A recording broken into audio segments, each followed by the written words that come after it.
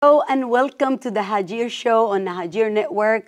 I am more than happy and excited today to have a lovely, wonderful, not just beautiful inside, outside, and all around. They're making a huge difference, not just in central Pennsylvania, but hopefully it's going to touch all 50 states, just like how they are touching people globally.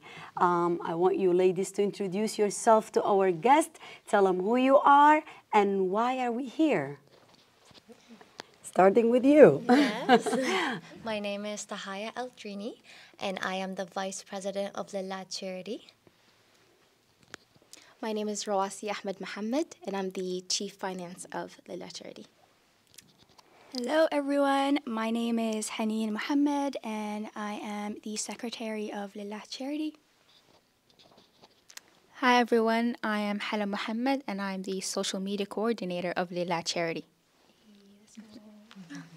Perfect. Welcome, ladies. And let us just start by what is Llah Charity?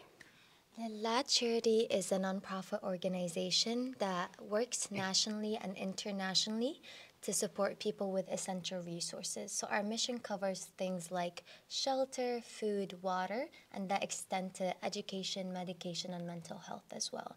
So we do that locally and globally. We try to fund unprivileged communities here and outside of the U.S. We work in countries like Burkina Faso, which is our oldest project. We work in Egypt, Sudan, and also we started in Palestine. Oh my goodness, that is just amazing. Keep the mic close to you. Okay, but so when Llah Charity started, how did the organization started first, and how did you guys know each other and get connected? Let's just start with the basics. Yes, so our nonprofit was actually inspired by my mom's work and my brother's work. So my mom, just like a lot of families in the diaspora, would save a lot of money from her own just income to just do things back home. She would send it back to Egypt to help people that she doesn't even know just because she knows they're in need. Yeah. And my brother used to do the same thing with Burkina Faso. He used to save some of his money and to help people in the villages there because they're very, very underfunded and they're not looked after in the government. And honestly, when I saw that, I felt like we can do more with this. It's not just us. We can get more people to be involved with us. We can do more things for these people and even reach out to other people that need this type of kindness from our community. So I brought my good old high school friend, Haneen, and I told her, I was like, Haneen, we need to do this. This was something on our mind, but I was like, we should do it. They already know some people that they're working with. We can start from there, and then we can make it bigger and get more people involved. And this is when we reach out to Rawasi as well. Absolutely. I remember us meeting at that cafe and her bringing up that question of, do you want to join a charity? And before she even said what it was about or the name, I jumped right up and I was like, I'm in. Yeah. You know the right fit when you see it. Exactly. And I have a lot of confidence in her, and Haneen and I have known them. So I fully trusted that this was going to be something huge. Yes, it would take a lot of work, but we will get somewhere. So I jumped on it, and being a person who was on the back end of receiving aid as a refugee, it was a bit of a no-brainer as well. You know, now that I'm in a position to help, I want to help, and that I felt to me was just a sign to start doing that. So I'm so grateful to be a part of this amazing charity. So personally for me, I watched my mom start her own nonprofit organization where they would offer help to refugees by offering ESL classes and just like helping refugees start their lives here in America. And I remember back in high school going to Tahaya and being like, oh, we should start our own thing. Like, Do you want to share where exactly? Oh yeah, Please the do. irony of where we had that conversation. It was in the middle of a Starbucks. Oh wow. The irony of the state of the world right now, and the fact that this conversation happened at a Starbucks is absolutely hilarious. This is funny. Yes. So yeah, I remember going to her and being like, we should do our own thing. Like I saw my mom start her own thing, and I was like, why can't we? I was like, we should expand more. We should reach more people. We should help people back home in Sudan, help people in Egypt, help people here locally, and just do more. And then also, like one of the things that Tahiyya mentioned, being a child of the diaspora and spending most of my childhood outside of Sudan, I saw how much my parents would it was second nature for them to send money back home. To family, to neighbors, to Nas al-Hilla, like whoever it was, like people they didn't even know. So I grew up seeing that, and it was second nature to them. So it just became something that was instilled in me, and it was like a no-brainer that I would, help people when I got older, and it wouldn't be like something that would be foreign to me, because that was just something from childhood that I saw, as with I know all of us have as well. Yeah. Yeah, so for me, so when we were younger, we spent a part of our childhood in Sudan. It was very short, it was not that long, but just from being there, just seeing how the people were so willing to give back, to give money to each other, to just help each other out, even when they didn't have much. Yeah. And the situation wasn't great there, and it's definitely not great now. But just seeing that from childhood, I knew that when I was older that I want to do some meaningful work. And then in high school, me and my sister decided to start the first UNICEF club in the school. And then from then on, that just went on to then later on, getting to know Tahiyya and getting to know Tahiyya from my sister, since they were best friends, and just, seeing the work that they were doing with Llah Charity, I knew that, I want to join them, and I want to, spread the message, and Lillah, which means for the sake of God. We do work for God without expecting anything in return. Oh my God, I don't know how you guys are going to feel about this, but I am in awe for those young ladies, because I am 47 years old, and I've been around and met so many young people, but to see the fire, like your eyes, you just need to see that this is something you believe in, and it's so noble, and it's so needed, and not a lot of young, especially people who did not grow up, maybe they came here a little bit older, or they were born here, but they're from different, like their home countries are different than the United States. So, living in that household, and for families who are trying to help their kids with language and trying to learn the culture and all of that, it is not easy to find time to be able to help.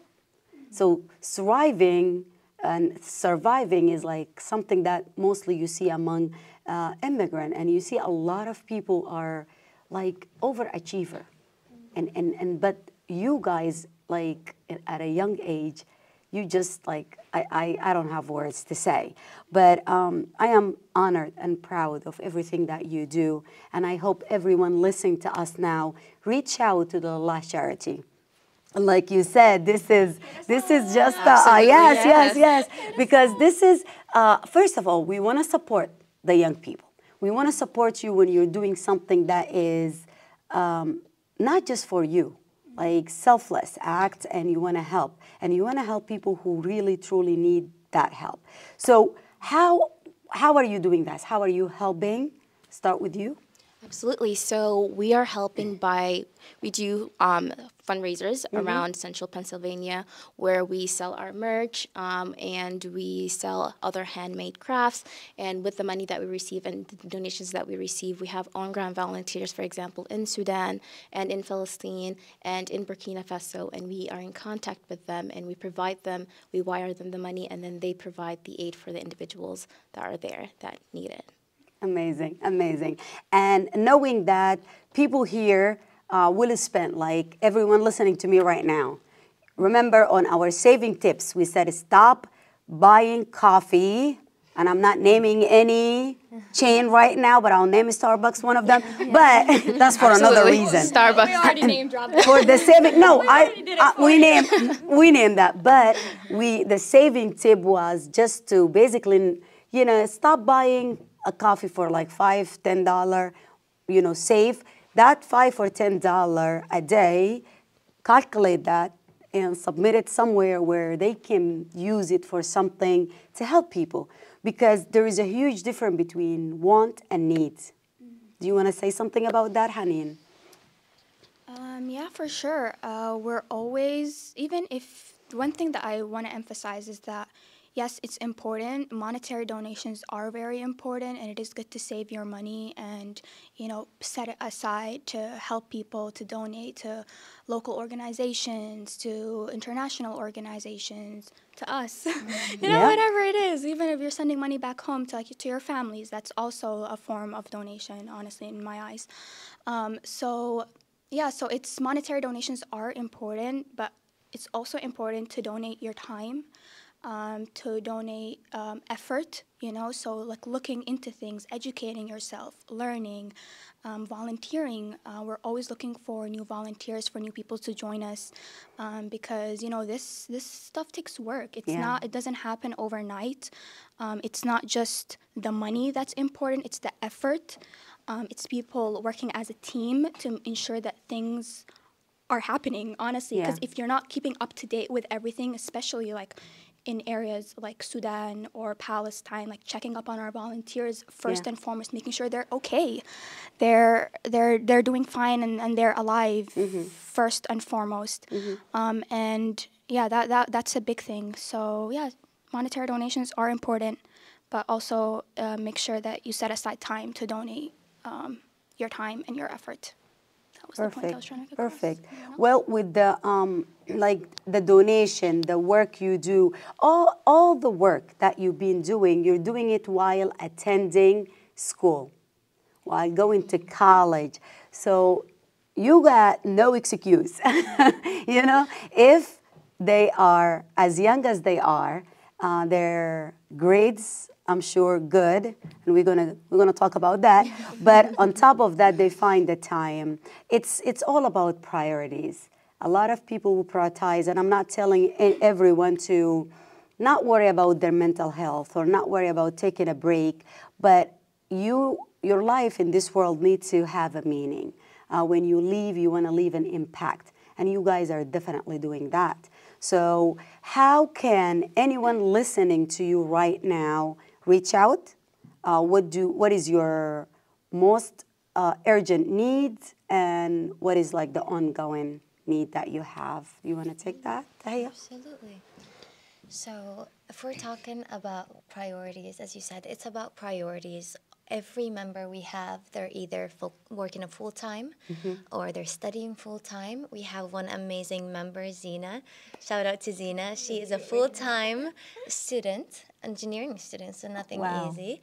And she has her small business, and she's also a co-founder. Okay. Oh, we need to put all the links here. Lived and baked by Zina. She has a small, amazing bakery business that she runs on her own. She's studying full-time, and with that, she's also a co-founder of the Harrisburg Palestine Coalition. She's active with them. So if you want to, you will be able to do it. And this mission is very important to all of us, because our mission, as we like to say, it's not a cute mission. It's a necessity. So it does take a lot of effort and emotions, and just a lot of, sometimes it's stressful, but you have to understand you're just helping people live a better life. People don't have the little things that you think are normal. So it's very important to understand and be aware of the people out there that do not have the simple things you have. And in my opinion, working in the charity has improved my mental health. It actually helped me as a person grow individually a lot.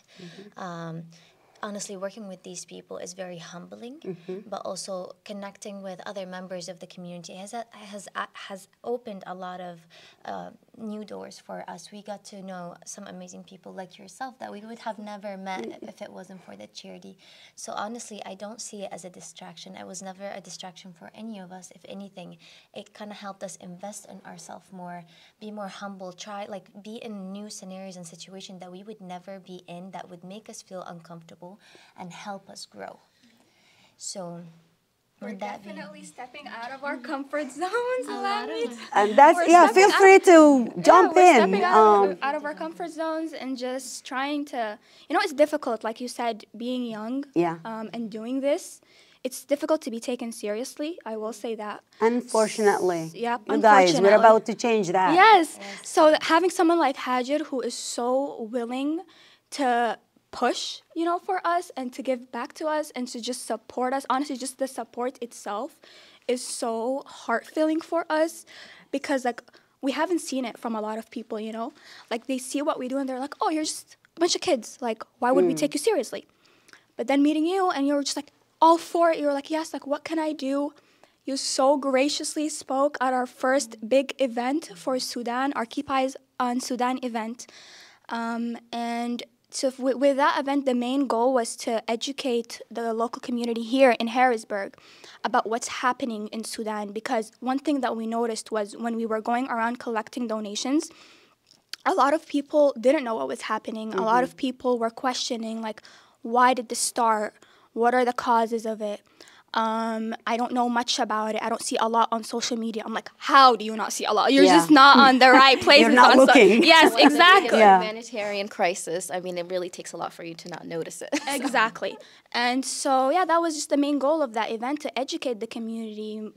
We collected donations at that event, but our main purpose going in was to educate, was to inform, was to make a space for Sudanese voices to be heard. And that's why we're so grateful that you were able to come and, lend your voice to the cause. That was just a big thing for sure. Yeah, and one thing that I do want to say is that, unfortunately, Sudan isn't talked about a lot in the news, but Sudan is facing the biggest humanitarian crisis right now. There are 16 million people who lack access to medical care, and 6.7 million people are at risk of gender-based violence. And these are just the reported numbers. The unreported numbers we don't even know, and 18 million have been displaced Sudanese people. And so, these are just the reports that we have right now. And so we hope to spread the word and people can know more about what's happening in Sudan and help out, because these are just innocent civilians and these are human lives, that could be happening to your family one day. I mean, you never know. I mean, that was the same thing with us. We would have never known that, this war would happen, how it would affect our families. Yeah. We lost a lot of family members. Yeah. And you don't realize that. You think, oh, war.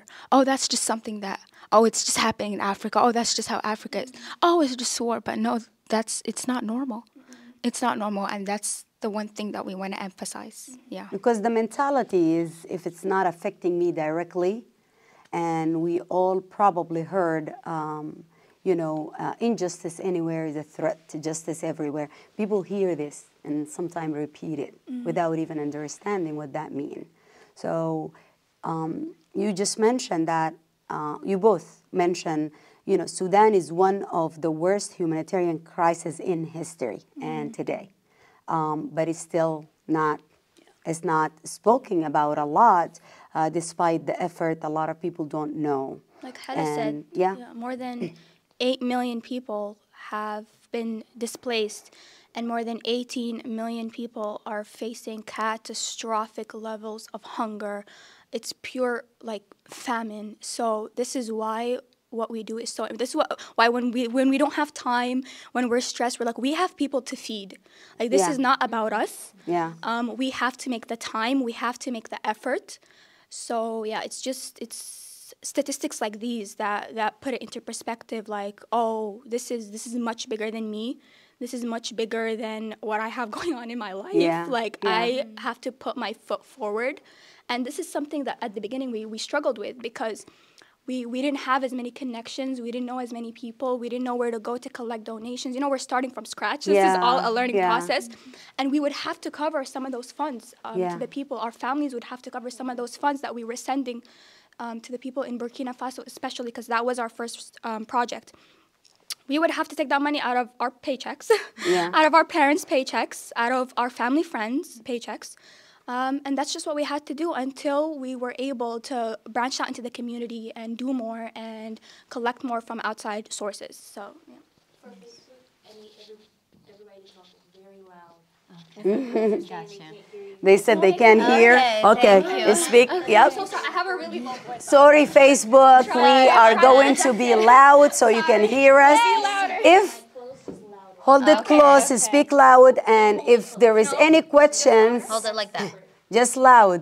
But if you see any questions, feel free to say them, read them out. And if it's in Arabic, give me my phone. I'll read it. We have no problem. They all speak Arabic, and they can answer the question. They said صوت like الصوت غير واضح. Sorry. معليش يا كريم وكل الناس اللي معانا. أول حاجة شكرا لكم كلكم. Thank you for joining. And this is a very important show.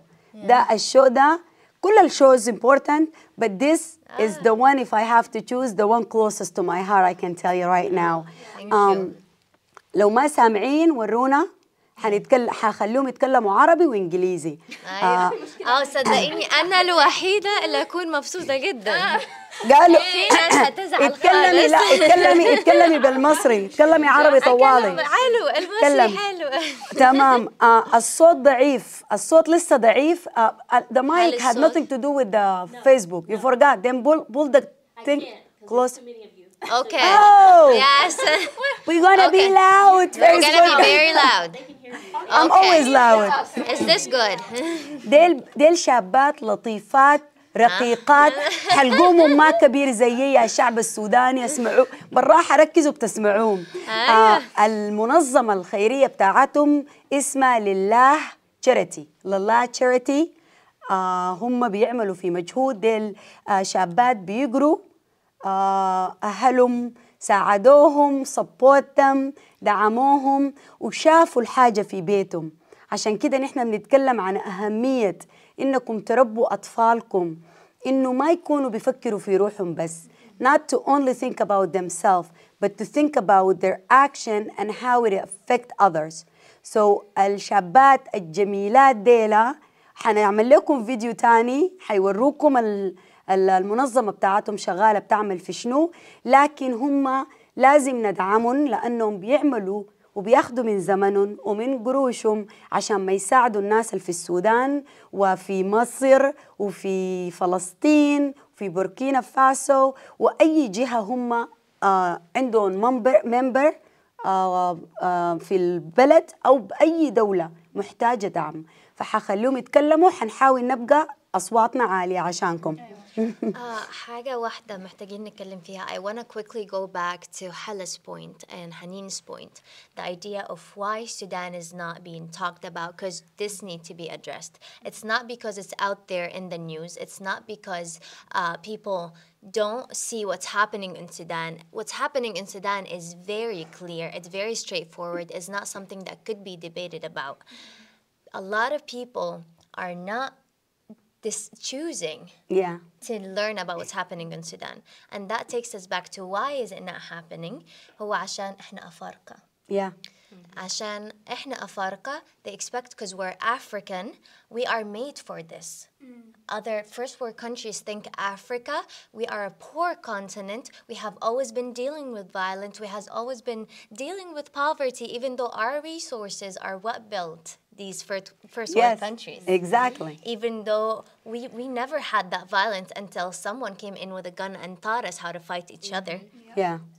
There's so many points that could be addressed. The fact that Sudanese people, they are Black, Arab, Muslim, and African, these all are the real Factors. reason people are not deciding to pay attention, and this needs to be seriously addressed. A lot of our work is in African countries, and one thing you're going to find when you look into our website, we don't really post the faces of the people we work with. We don't have a lot of pictures, but we have personally keep a lot of pictures. Our volunteers always send us a lot of pictures to keep us updated. We have the receipts, we have everything, but we decided to not post these people out there. Yeah. The only difference between us and them, that Allah just decided Put that you we there. He just put them there and put us here. So we want to be as kind and generous to them as if these are our families. Yes, the chance of someone recognize their face is very little, but for their safety and for their dignity, we try to not post their One pictures. of the biggest things is for their dignity. You Yes. know, it's Yeah. to humanize. I just Maya, if you need to That's put what the I was mics gonna for say. the Facebook, do it, the other mic. That's fine. It's to that's- humanize the cause. It's like Tahiyya was saying. We need to humanize Yeah. them as individuals, because we need to humanize them as individuals because the media is not doing this for us. We have to treat them with kindness because the people are not doing this for us. People don't care, not just because they're uneducated, but because they chose to dehumanize this part of the word. Yeah. And this is why we're actually decided to hold a rally that is going to take place June 1st. Yes, please in the talk about that. Harrisburg capital. Say it louder. So in Harrisburg capital. Harrisburg people. Yes, Listen. Harrisburg capital. Everyone from PA, we're going to reach out to organizations. We want people to come out June 1st at the Harrisburg Capitol steps to make their voice heard about what's happening in Sudan and Palestine. We need to talk about it because sending aid is amazing, but it's not enough. The people in Sudan and Palestine, they don't have lack of resources. Their resources are just fine. They are being starved. They are being murdered. And that's why we need to start talking about it that way. This is why we need to be out there and force the people to care about the people in Sudan and care about the people in Palestine. Sorry, honey. Thank you. And I would like to say that we're holding this rally both for Sudan and Palestine. I hope you guys on Facebook can hear us. Yeah, I hope So so. just keep this, don't put them together, the two mics together, because one is for the camera and one is for the Facebook. But whoever is talking, we can share. This one's for the Facebook? Yep. Hold them. Oh yeah, that's good. Now they can hear you. Good. hear us now? Perfect. hear us Hey Facebook, we're gonna repeat some of the things. Alhamdulillah, you can hear well. So start by just like talk about the June, the rally. Okay. What we need from people. What is it gonna be for? And you know, what is the goal? Yeah. I would like to start off by a quick preface, that this is a rally for both Palestine and Sudan, because simply collective liberation is possible. Collective liberation is the main goal, and you know, it's never one cause or the other. Yeah. It's always, we should always care for each other no matter what. So that I just wanted to preface by saying that, and let Tahiyya Sure. Thank share you, the Haneen. details. Thank you, Haneen. So we're organizing a rally with Harrisburg Palestine Coalition. So we are working together to bring people out on June 1st at the Harrisburg Capitol to keep the topic going, to not have people be burned out and stop caring about what's happening there. The people are still being starved, they're still being killed, and they're still being humiliated in so many different levels, physically, mentally, sexually, and this is something we have to care about. No help or no aid is going to be enough, because the aid is not the problem. These people are not lacking aid. They are being killed and they're being starved. We have to do more about it. People have to be aware, and we have to let our representative know. We have to let the people who have voices to talk about it and pressure them, because that's the only way out. Sending aid in such a time is just putting a Band-Aid. Yeah. And it's not enough. You have to speak up. It's needed, but there are other measures that could be taken. Yes, it's needed because poverty will always exist. This is something we know. We know people will always struggle. This is how dunya is. This is how life is supposed to be. So aid is always important. But the severity of the situation in Sudan, aid is not simply enough Yeah. because the people are getting killed. They can't even sleep because they keep hearing bombing and gun shooting all the time. A lot of people are not even functioning as well-functioning human beings. I don't know how to describe it, but the situation is very inhumane, and we see how silence the word is. So the only way we can go about it is, yes, keep donating, because we need to still keep sending them aid so that they can keep fighting. They absolutely need the aid, but you have to go out and show that you care. Pressure other people that can do something to actually speak up. When that happens, this is the only way we can, pressure our representative make their voices heard, and then when they make their voices heard, the international community has to act. Yeah. Because as individuals, we do have a voice, and our voice matter. And we make an impact because we are the base of this movement. We are the base of this pyramid. So if we collapse, it's all gonna collapse. This is why when she was saying, save your money, don't buy coffee, that matters because money talks and your voice matters. So please come out. June 1st, Harrisburg. You don't have to be from Harrisburg to come. You don't have to be from Central PA. We're going to try our best to make this as big as possible, to make our voices heard as much as possible.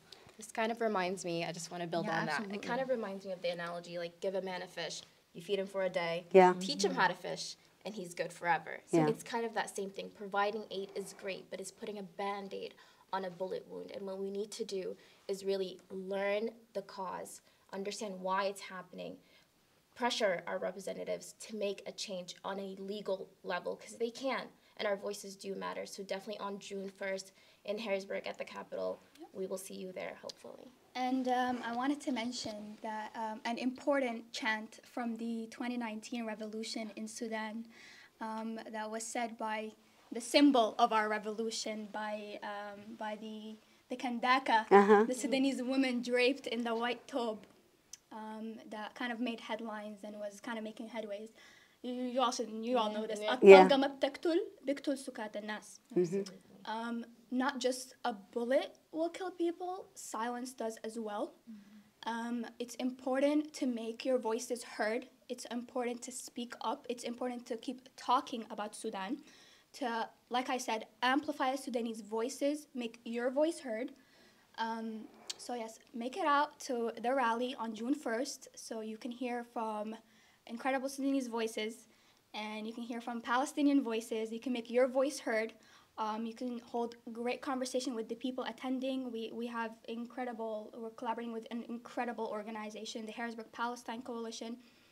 We hold them in such a high regard because they're doing so much in the Central PA community to educate people, to be out there for the cause. So yes, June 1st. Yeah.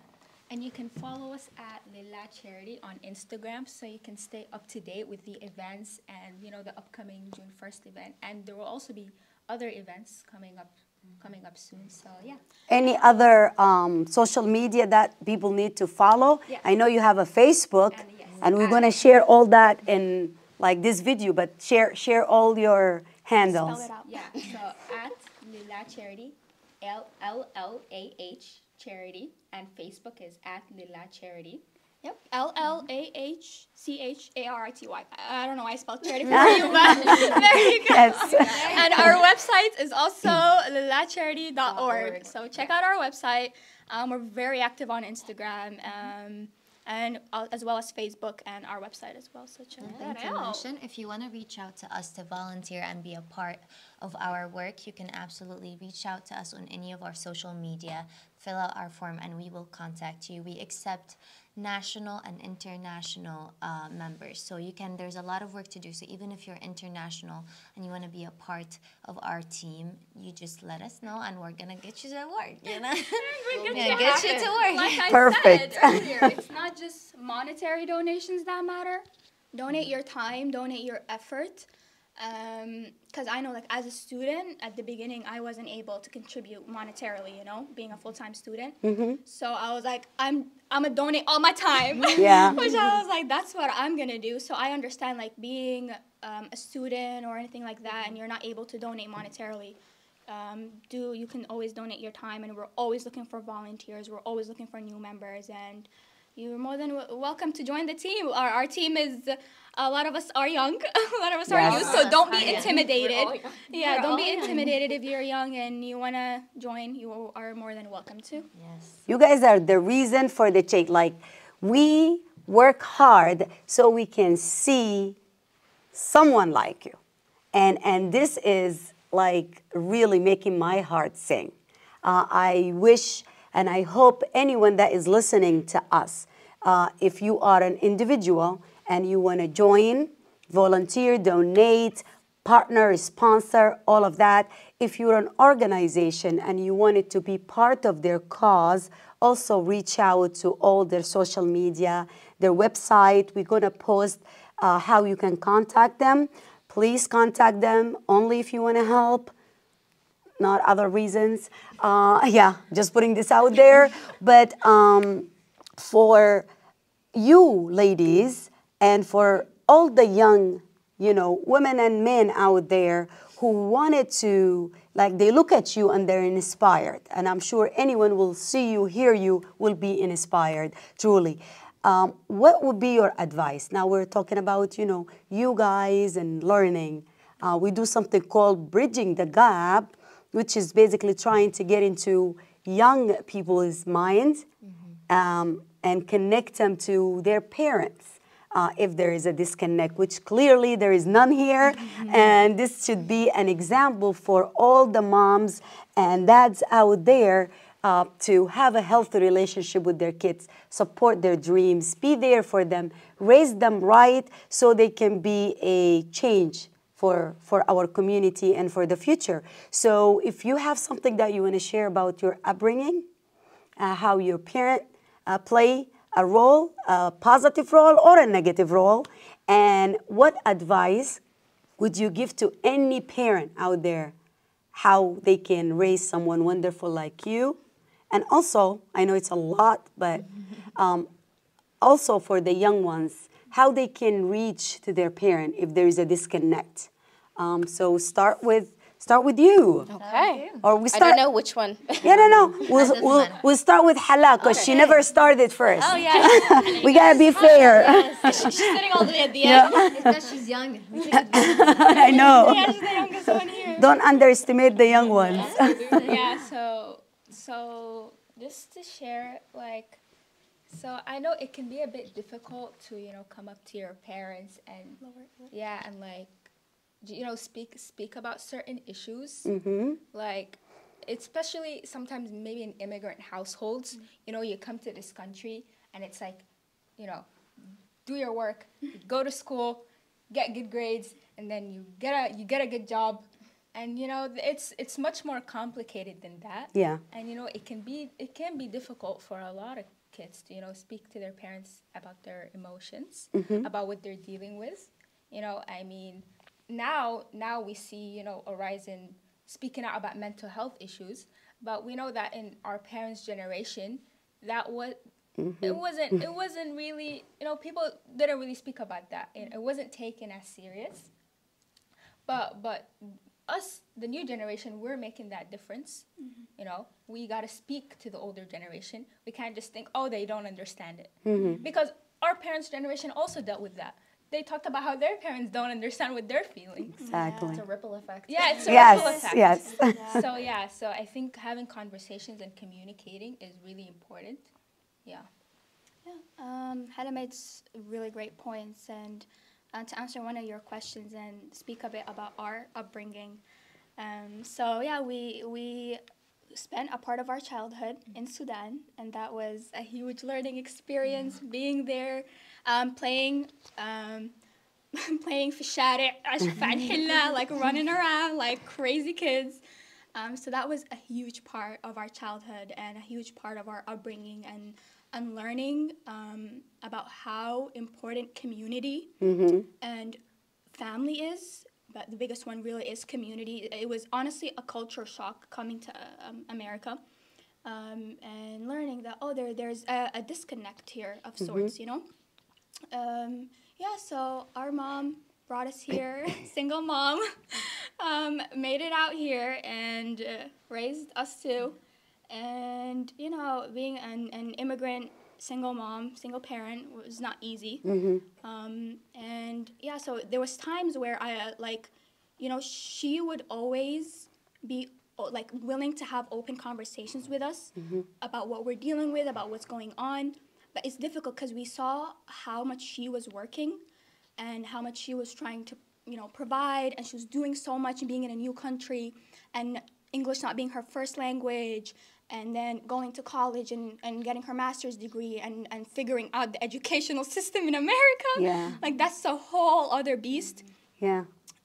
So it was just, we could see how hard she was working, that we were like, oh, we don't want to add on to her plate. That's a big thing with immigrant parents. Like, as I'm sure a lot of us have dealt with, like, you see how much they're doing, and you're like, I don't want to add more onto that. Yeah.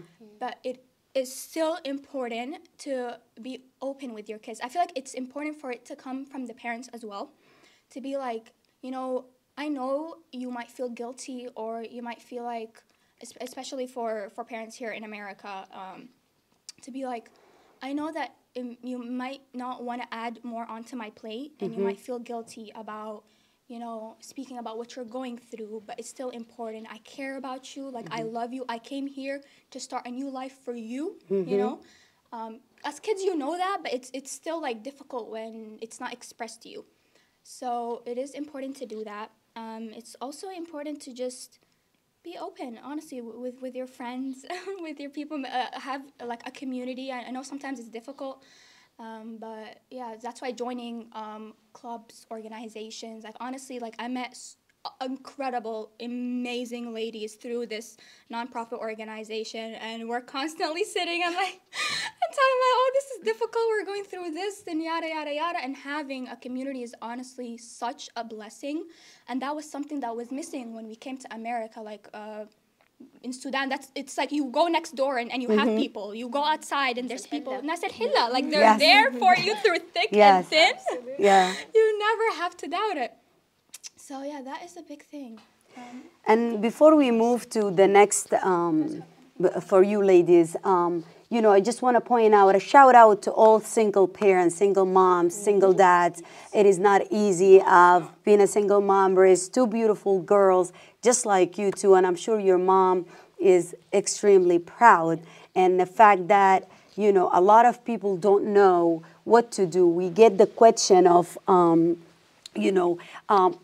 parents that are worried about raising their kids in a different culture. Every culture has its positive and its negative.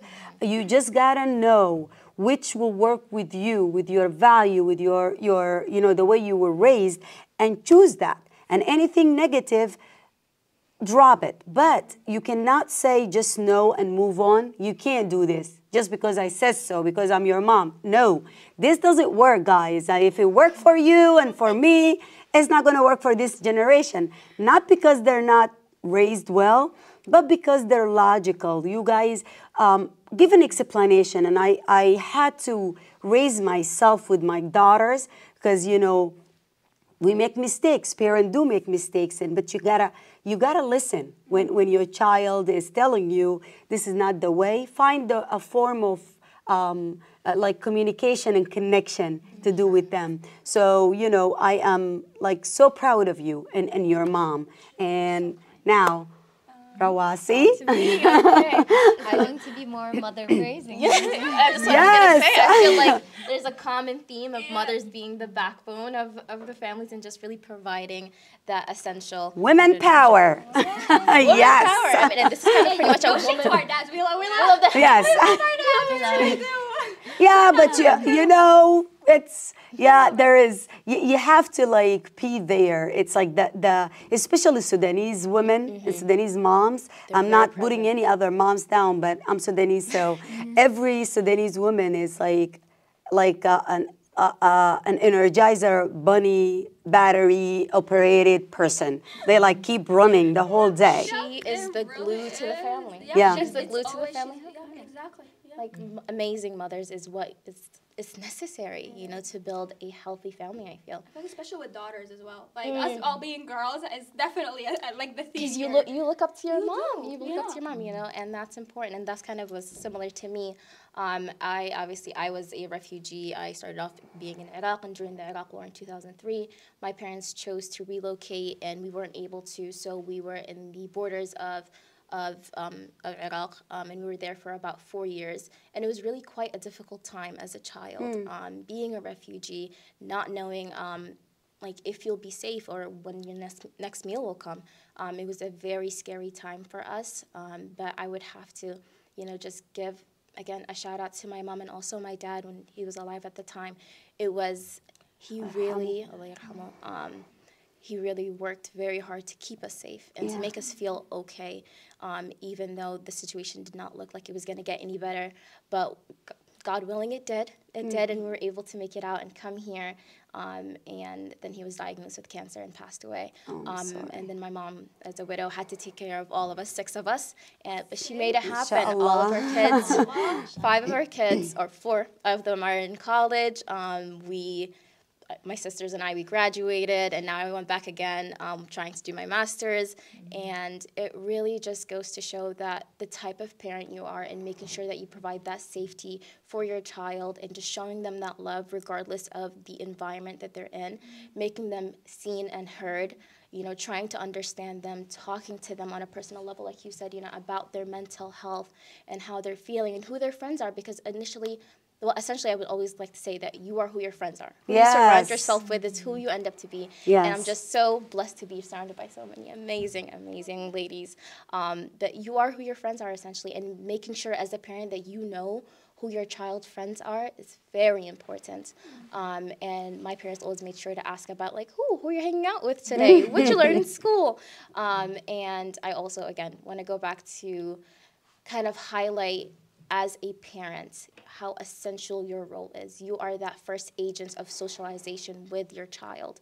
You have to show what healthy boundaries look like, because if you don't demonstrate that at home, how are they going to know when they're out there all alone? You know, instilling that confidence in them so they know when they're out there in the world all by themselves that they have that confidence and that they do not need to be persuaded by anybody else or have that peer pressure. So I think those are the things that are really important to look for when you are raising your children. Shout out to your mom, and Allah yarham your dad. She should be really proud. I didn't meet your other siblings, and I would love to meet them one day. But if they are as like 1% as beautiful as you are, I'm sure they're making an impact in not just the U.S., but worldwide. And you guys will do that. I see it, the fire in your eyes. You're smart, intelligent, hardworking, and you have a purpose in having a role model. And I love how you brought this. We always talk about, you could be put in any kind of environment. And if your surrounding, if your friends, your family are leading by example, good example, showing you from the beginning, you don't have to fear or worry about what is your kids going to do.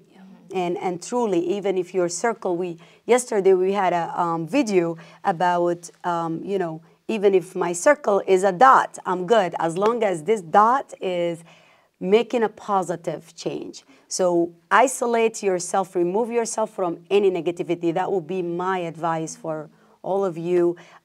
Been here longer than you all. So anybody that is bringing you down, making you feel like, you have to doubt yourself. You feel like they're pulling you down. I don't care who that person is. Your cousin, auntie, sisters, brothers, whatever. You want to stop them. You want to be able to associate yourself with wonderful mind like people like you guys. Now, to you. This is going to be very different from the past. Not really, because also the example was my mom. My mom, I love my mom so much, and they all love her, honestly. Shout out to Tom. We love you so much. Yes, honestly, بحبك نجوى يا عجوة. As I call her. نجوى يا عجوة. Yeah. Honestly, she has been, my family is very supportive, but I have to give it to my mom. She has been there for me the whole time. She is in her 60s, but this woman would sit down with me and tell me, Tutu, if you see me doing something wrong, you tell me. Okay. And that takes a lot, because being in your 60s and you know, living, like my mom's life was not easy. She went through so many experiences. She has way more knowledge than I could ever gain. But she would humble herself to sit down and be like, just like you learn from me, I want to learn from you. If you see me doing something that hurts you and I don't realize it, tell me.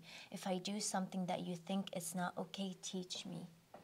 And that takes a lot of grace and a lot of power to do. Yeah. It's not easy.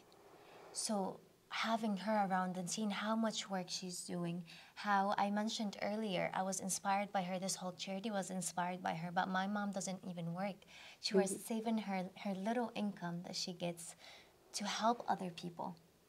She's doing and reaching out to people that she doesn't even know, to be like, yeah, they need help too. You never know what they're going through. And she would sit and talk to my aunt and talk to these other members, and I see her seeing their conditions and crying, because she's like, oh, it's sad what they're going through. So she's not just donating her money; she's also giving her emotions. She's trying to be in tune with these people. She's humanizing them the whole time. To her, no matter how many people we're helping, they're not numbers. She wants to know their stories. She wants to know what they're going through. She even sit with us and be like, oh, what is your next plan? What are you guys doing? She went on a 30-minute rant with Haneen the other day, telling her about, oh, what if we do this closing thing and you sell it for more than it? She's constantly trying. Thinking of ideas, yeah. That reminded me of, I remember when I was at your house, and I remember walking upstairs and like seeing your mom sitting in the couch crying, like crying profuse. I was like, what is happening? And she's scrolling on her phone. I'm like, what is going on here? And it's just, she was like, بحضر في فيديوهات فلسطين. She was like, and then هي came by, she was like, هي كل يوم كده. She's like fully giving her emotions, seeing what's happening. Because honestly, it's difficult not to get numb. Yeah. It's difficult not to get numb, and you see so many atrocities, and it's every day you're scrolling, you're seeing, and you just kind of numb yourself. But the fact that this was only a couple of weeks ago, I go and I see her just crying. She's like, this is her all the time. So it was just, honestly, that was incredibly like humbling for me to see, because I had gotten to the point where it was difficult, honestly. Yeah. I was starting to numb myself, and then I was like, no, like that's not how it should be. You need to feel. You need to feel That's it. what we always say in the term, you need to feel. Yeah. It's a privilege to be able to numb your feelings Yeah, sometimes. it really is. Yeah. Yeah. So Or to be able to, like earlier I said about knowing the difference between wanting and needing. A lot of people grew up here. There is a program, and I hope they bring that back. When my 22 years old now, she was in elementary and middle school, we had a cultural week, where as parent, you bring different kind of food and stuff, but I always present to the school, mentor the higher school, and we always talk about, just think about your life. Things that you take for granted. You wake up, get up, go to the bathroom, turn on the faucet, you have water. You turn the light, you got light. You turn on the heat, and imagine if you have to stay 1 hour, not 1 day, without your phone now, without electricity, without your car, without all of those necessities. Those are the needs. And people sometimes get upset because they cannot have the newest, phone or the clothes. Like those are wants. You can have them once you reach that need, and you make sure that everyone around you have those basic needs, the food, the heat, this. People in different parts of the world, they're lacking those needs. So that's what those young ladies here are trying to teach all of us. And as a parent, to take it back to that conversation, I wanted to mention that it's important, like you said, a big thing is to lead by example. Yeah. And to bring it back to our cause and to what we do, with asking people to donate to the cause and to Sudan and Palestine and our other causes. It's important to show your kids that you're giving, like Yeah. you're always giving, and like we all said, this was like a huge thing for us. Like that's why we started this. We saw this was second nature to them. Our parents, our moms, our dads. Like in Sudan, my dad would just give out, literally empty his closet and give it out to people. Yeah. And I was like, you don't have any clothes left over. I was like, no, the people need it. Yeah. It was just like just off of their backs. They would do things off of their backs, and it was exactly, and it was just. Selfless. That's being selfless.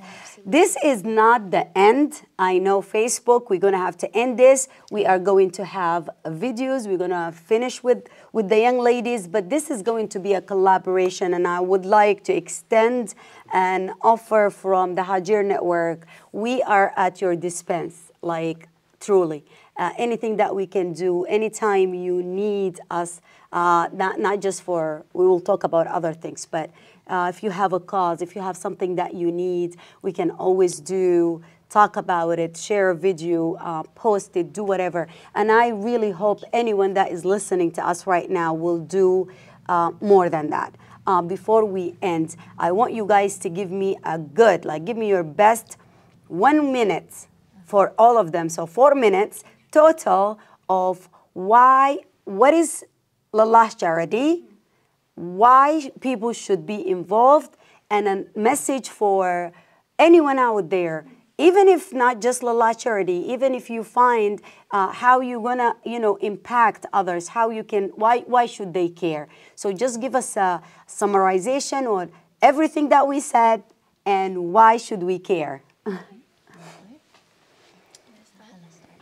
So, Yeah, both of them. I'll hold it for you. I'll hold it for you. I got you. We have different audience. so to start with the meaning, which I said before about Llah Charity, Lillah, which means for the sake of God, and this charity is about doing meaningful work locally and internationally to help and support, to provide with basic needs, basic human needs, food, aid, money. I mean, we need the people's voices, we need your voices, and this is why we're here today, because this is about the collective effort. Just us, we can't help with just us. We need you and your voices. We need more and more people. So we want you all to spread the word, to share on Facebook, to share on Instagram at Llah Charity, to donate, to tell your family, to tell your friends. Oh, that was great, Hello. Perfect. Okay, let me see. I would say, like, a lot of things Hala mentioned. So let me see. So with Llah Charity, I would say it's important to, yes, donating, but we are always looking for volunteers. We are always looking for people who want to get involved with us. Yeah, so just make it out to our June 1st rally. That is a big thing that we're planning right now. We would love to see you there. It's a rally for Sudan and Palestine. This week does mark a year of the war in Sudan. So it's just a bit disappointing for me that there isn't more outcry, that there isn't more anger, that it's been a year and things are still not getting better. So yeah, that is a big part of why we planned this rally, because we want to be the voices. We want to be the ones who are out there shouting, anger is okay. You could be angry, but you have to do something about it, You could make your voices heard. You could amplify Sudanese voices. And yeah, check out our Instagram, our Facebook, website. You could always email us, llahcharitypa@gmail.com, if you want to sponsor or if you want to be more involved. Have I gone over a minute? I feel like I've gone over a minute. Yeah, that's okay. All right, so it's my turn. I just want to say that Llah Charity is a non-profit organization, and we focus on providing humanitarian aid to individuals that need it internationally and nationally. We focus on countries so far. We have worked with Burkina Faso, Yemen, Egypt, Sudan, Palestine, and we are working to get that list to grow. And we also provide, we donate our time and we donate what we can within our local communities, and we're planning to expand that as well. So if you're watching this, please share this video, share our social medias. We're very, very active on Instagram. Shoot us a message if you're interested in volunteering, or if you want to know more information about us. Always. Don't feel shy. Please, reach out to us through Instagram, through our Gmail, which I'm pretty sure Hagir is going to put all that information definitely, there. yeah. So it will be all in your face and inbox if you don't respond. I love it. No way to avoid it. You can't have no excuses. They know Maya don't play around. Oh, yeah. She will spam you if you don't reach. But yeah, so our main cause is just to work to help those who are facing absolute poverty, and to try to make the future kinder, really. So one thing I want to mention, the ladies have done a great job covering everything. So I just want to emphasize one point. With everything that's happening in the world, a lot of people are getting more scared to be involved and actually help out, advocate, and speak up. And there is, since we were talking about the gap between parents and kids, I've been hearing around from a lot of the youth that their parents telling them, ولا ترموا أنفسكم في التهلكة. Do not throw yourself don't push yourself into the struggle and the pain. Talking about certain stuff, speaking out about Sudan, making people uncomfortable could get you in trouble. And that's the reality of living in the dunya, in the injustice world. This is not a fair life, and it's always going to be that way. But you have to remember, if you don't have supportive parents, you have to educate yourself. This ayah was giving for the Muslims at that time that didn't want to go to war because they felt like they want their comfort and they want to go back to their families, even though at that time we were being attacked as Muslims and we were being humiliated, and everything that's happening to the people in Palestine and Sudan was happening to them. So it was the righteous thing to speak up and go there and fight and do what pleases Allah. What pleases Allah is not just your comfort. What pleases Allah is doing what's right and helping out other people and being there and feeling for other people. We are human, and you need to feel and you need to help. Your safety is not always in your control. The one thing we all have in common as humans, no matter who you are, is that we're all going to die. As Ms. Hagir said at the beginning, when you leave this world, how do you want to be remembered? How do you want to even be remembered? Through the people you meet and you interact with. And this is that should motivate you, and not the fear. This is what you should look at, and not the fear. So speak up, do what you think is right, and be out there. Throw yourself out there. Yes, be smart. Yes, be conscious. But do not let the fear control you of anything that's happening. And I want you to not just reach out to us. If you want to do something with local organizations, be active, take these opportunities and be out there. The Llah Charity, our mission is not just feeding the people, even though that's a huge part of it, but to advocate, humanize, be out there and be kind. We're together to create a kind future. That kindness is not easy to find, so be that kind person. This is one of the shows that I truly don't want it to end. I am not being, sarcastic, but if it wasn't for Maya telling us the time is done, we will continue until next week. But I want to thank you, ladies, for giving me the honor and the time and allowing people to get to know you, to get to hear from you. And we will continue. This is not the end. We are going to be part, and we're going to share everything. So with that, I want to thank everyone listening to us. And I want to remind you to be the change that you want to see in the world. So Facebook is done.